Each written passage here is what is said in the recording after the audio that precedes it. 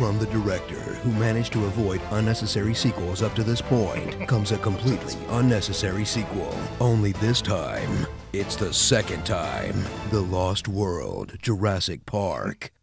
Shouldn't that title be the other way around? No? Okay. You loved Jurassic Park for its awe-inspiring wonder, subtle humor, and likable characters. Now, get ready for a generic run-away-from-dinosaurs movie with more deaths, more dangling vehicles, and more giant practical T-Rex heads passing next to things.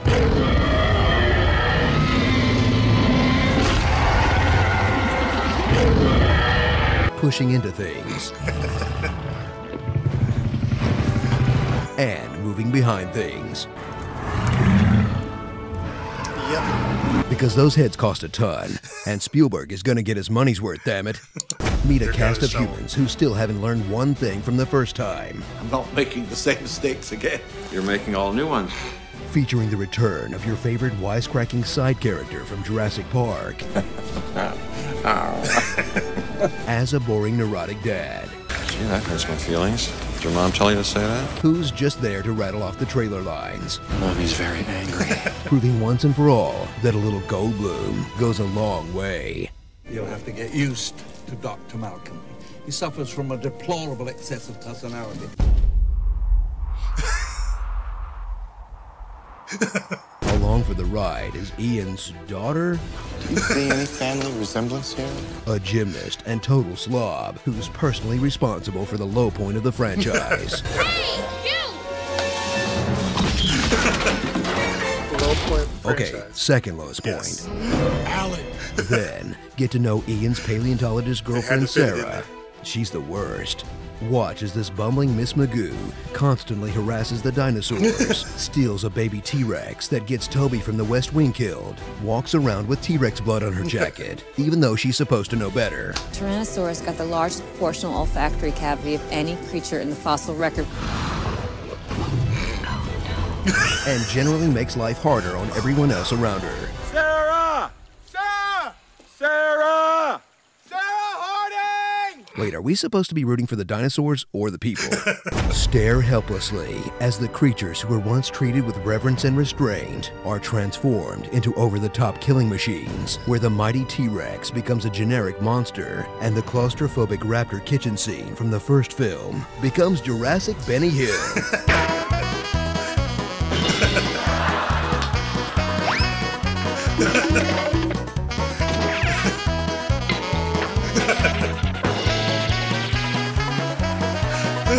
So try to enjoy the ride, then try to enjoy the climax to the ride that feels like it was bolted on from a different movie, as Spielberg runs out of things for dinosaurs to do in the jungle and ships one off to San Diego for a 20-minute Godzilla parody in an extended dinosaur money shot that we all thought had killed the franchise, but we had no idea what was coming.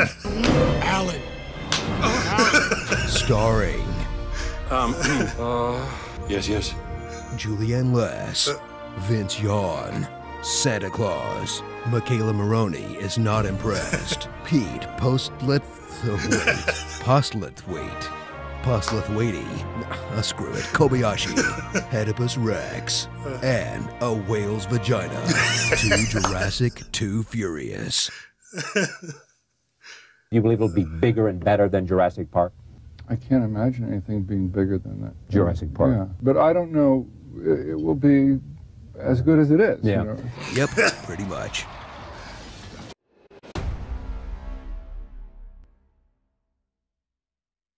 So, you have a Jurassic Park sequel for me? Yes, sir, I do. Very, very exciting. So what happens in this thing? Well, you know how in the first movie the dinosaurs kept trying to eat the children, but they never got to? Yeah. Well, I figure it might be nice if at the beginning of this movie they, get to get one. Oh my God. Yeah, I mean, they work so hard, I figure we throw them a bone of a child. That's okay. So anyway, later we see Ian Malcolm, right? And he gets called to John Hammond's mansion. They're both from the first movie. They sure are, sir. And Hammond is like, guess what, Ian? It turns out out there was another island this whole time. Whoa! Whoa, you'd think he would have mentioned that to him in the first movie. You'd think so, but no, because they only use this island for breeding and raising the dinosaurs, and then they bring them over to the other island. So that laboratory from the first movie with the eggs and stuff, that was hopefully forgotten by everyone in the audience. Gotcha. So anyway, Hammond is like, my nephew took InGen from me, and he wants to go to this island and grab some dinosaurs from there. Uh-oh. So he's like, I need you to go to the island with a team and take pictures of the dinosaurs so there's public interest in keeping them there. So who's on the team? Well, he already has a tech equipment guy and a photographer and a paleontologist. So why does he need an expert in chaos theory there? Well, because he was in the first movie. Right, yeah. But I mean, it's gonna be hard to convince him to go after what he went through in the first movie. Actually, it's gonna be super easy. Barely an inconvenience. Oh, really? Yeah, because see, it turns out that Hammond already sent Ian's girlfriend there. She's there right now. She's the paleontologist, Sarah. She went by herself to a dinosaur island despite knowing what Ian went through and the trauma that probably caused him. Yeah, because see, the thing about Sarah is that she's, you know, the worst. Oh, she is. Okay.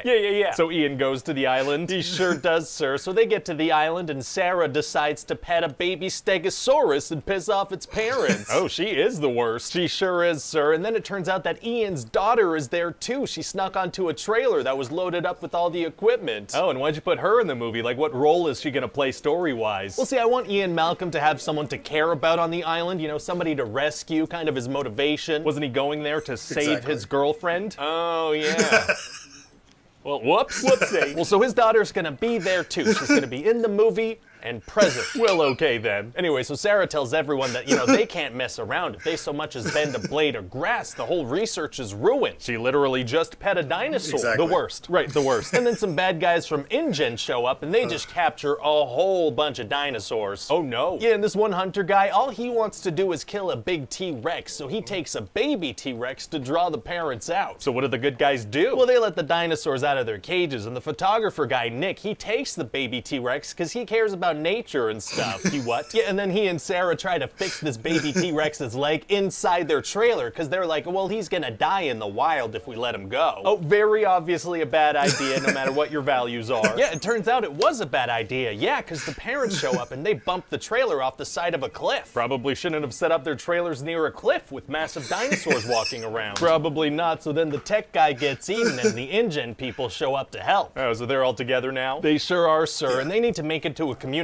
building in another part of the island. And how does that go? Oh, not well. See, characters start doing insanely stupid things that leads to them getting eaten by dinosaurs. How dumb are we talking here? One guy sees a snake in his shirt, so he runs directly into the mouth of a T-Rex. Oh, whoops. Whoopsie. And also Sarah walks around with a t-shirt covered in the baby T-Rex's blood, even though she knows that T-Rexes have the best sense of smell there is. Well, another guy has to pee, so he wanders off into the forest alone and gets lost. He walks alone into the forest he knows is filled with deadly dinosaurs. Yeah. Oh, risking your life so nobody sees your ding-dong is tight. It sure is, sir. And then at a certain point, we're just gonna get rid of all the extras by having them walk through some tall grass that has raptors in it. Oh my god, well how did the main characters get through? Well, when they walk through, there aren't any raptors. Why? Unclear. That works. But later on, they are gonna run into some raptors, and Ian's daughter is gonna kick one out of a window using gymnastics. What? Yep, she knows gymnastics, so she kicks a raptor out of a window, and it gets impaled, and then everyone's happy. They put everybody's lives in danger to save a T-Rex, but now they're happy about a dead raptor. That's right. Very inconsistent values. And so then a helicopter shows up and they leave the island. Wow, well, you know what? That's definitely a fun movie, and I think. And then later in San Diego. Wait, what? Well, they're all in San Diego later, and a cargo ship crashes.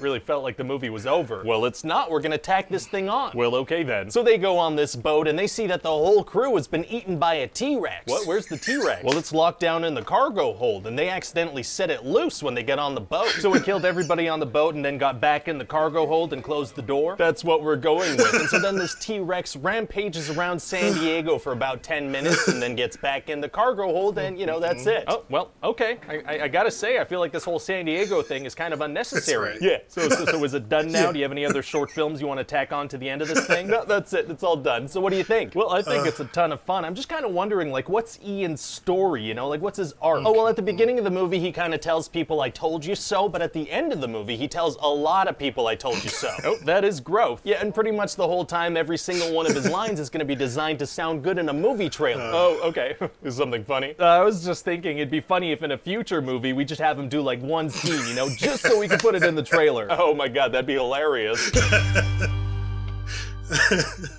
So I actually enjoyed The Lost World Jurassic Park. I saw it in theaters when it came out.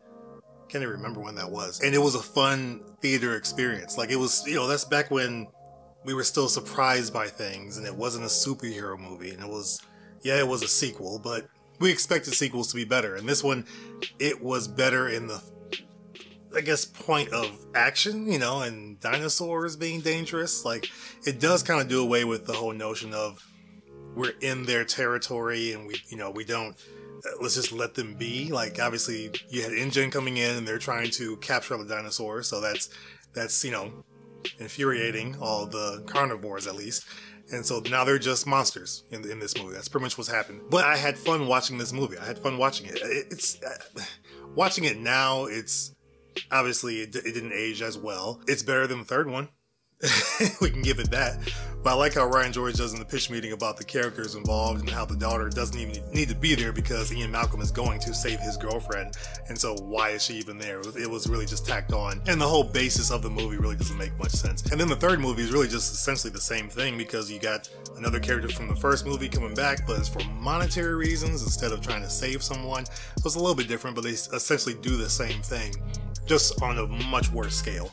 This one I'll take over Jurassic Park 3 any day. But overall, I like both of them. I like both of these. I think Honest Trailer did a really good job with the moment where it's like almost like a Scooby-Doo type situation where you got, you know, the raptors chasing them, they're running around, got the music going. Like that was actually surprisingly funny. It didn't go longer than it needed to because, you know, Honest Trailers can do that sometimes. Pitch meeting hit on so many cylinders on this one. So again, I'm gonna leave it to you guys. Which one do you think was better? Let me know in the comments. I will put a poll out, but it won't. Again, I'm getting away from which video was better. I'm just kind of doing something about the movie we're talking about. So look for a poll that talks about Jurassic Park Lost World, which again, I do agree with Honest Trailers. It seems like that should have been flipped. Should have been Jurassic Park The Lost World instead of The Lost World Jurassic Park. I don't know. Maybe there's a reason for it in the books. Let me know. I didn't read the book, so I'm not sure. You guys have been telling me to read the book, at least for the first one. Maybe I'll read the second one too, but I need to get into that though, because yesterday, The Hunger Games, Honest Trailer brought out a lot of stuff that I had no idea was in the book and not in the movies. So it's kind of interesting. I like some of those things. So I may even try to check that out. Worst case, Audible. But let's talk about it in the comments. Let me know your thoughts on this movie and on the Honest Trailer and the pitch meeting. Which one do you choose? And then also, you know, what do you like about Lost World Jurassic Park? Let me know. I want to know what you like about it. I know we can always talk about what we hate about these movies because there's always something wrong with a lot of these movies. But what do you like about this film? Let me know in the comments below. If you want to keep smiling and laughing, check out some of our most popular videos on the channel. There's a number of those, and that's all because of you guys, so I thank you so much for checking these videos out.